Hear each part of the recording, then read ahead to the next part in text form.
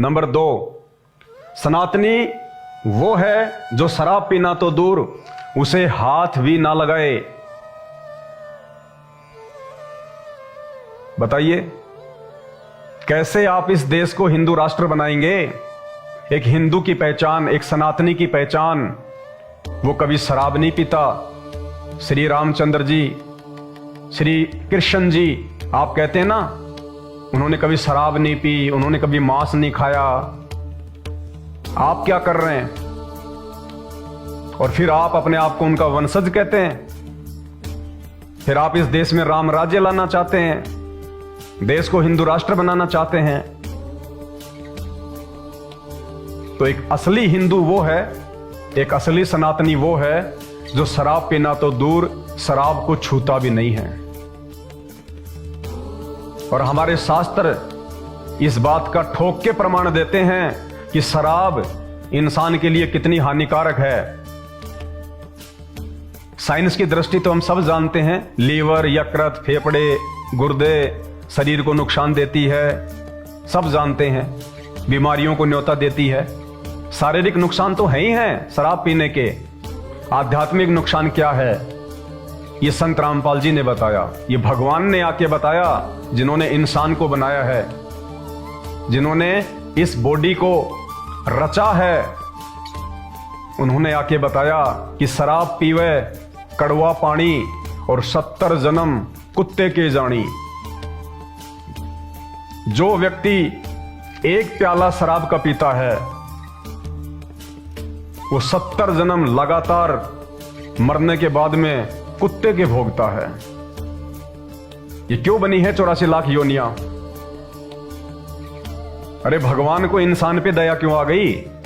गधे, कुत्ते, सुअर ये कितनी परेशानियां झेलते हैं बेचारे।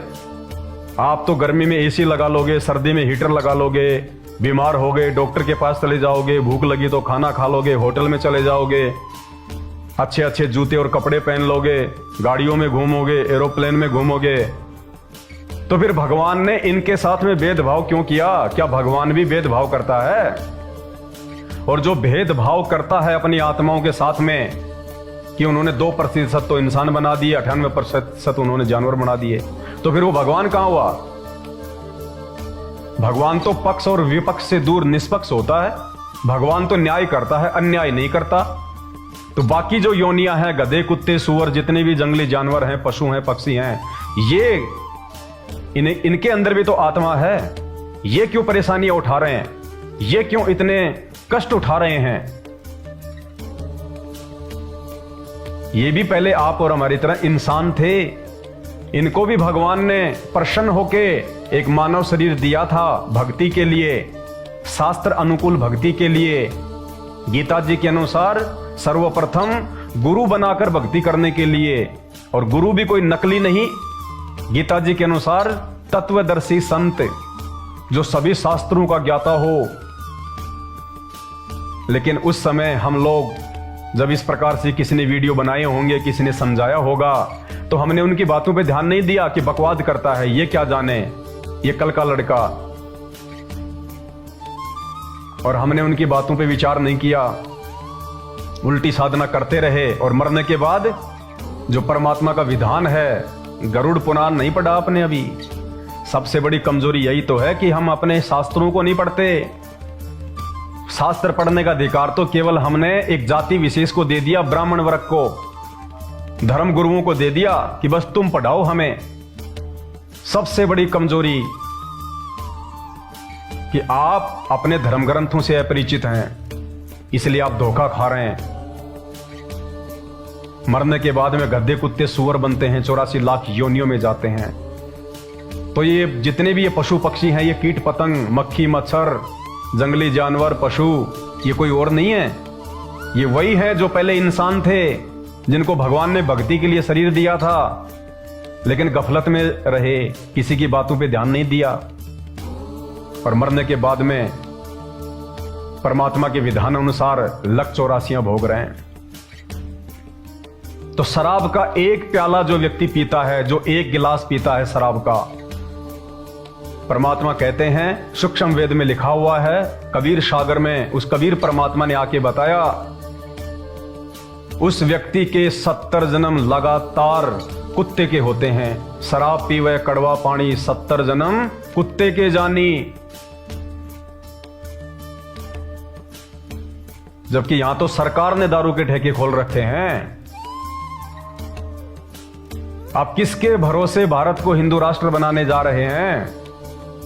अध्यात्म के बलबूते पे या भारत सरकार के बलबूते पे, या इन ज्ञानहीन शास्त्र विरुद्ध साधना बताकर हमारे पूर्वजों को भूत बनाने वाले ज्ञानहीन धर्मगुरुओं के बलबूते पर? क्या है आपके अंदर ये गुण? क्या है आप एक असली हिंदू? कह सकते हैं आप अपने आप को सनातनी? 99% व्यक्ति आज इस नशे से अछूते नहीं है, तो कहां से हिंदू हो गए? कहां से सनातनी हो गए? अरे छोड़ दो सतयुग, द्वापर और त्रेता की बातें। आज से 100 साल पहले चले जाओ। हमारे जो पूर्वज थे तीसरी पीढ़ी में, वो शराब को छूते भी नहीं थे, नफरत करते थे।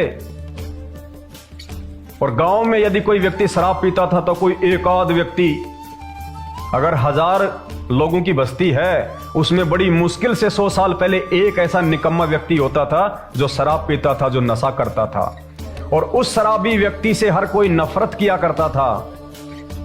अगर वो सामने से भी आ रहा होता था तो उसको अपवित्र मान के हम साइड से निकला करते थे। इतनी नफरत थी हमारे पूर्वजों को। वो थे सनातनी, वो थे असली धार्मिक, वो थे हिंदू, जो शराब और शराबी व्यक्ति से इतनी नफरत करते थे। और आज अगर रिश्तेदार आ जाए, अगर उसको शराब नहीं पिलाई तो उसकी कोई इज्जत ही नहीं है। और ठेका ले रहे हैं हम भारत देश को हिंदू राष्ट्र बनाने का। क्या है आपके अंदर ये 2 नंबर गुण? शराब ना पीने वाला, कोई भी नशा ना करने वाला अगर नहीं है तो हिंदू राष्ट्र की मांग करना नाजायज है।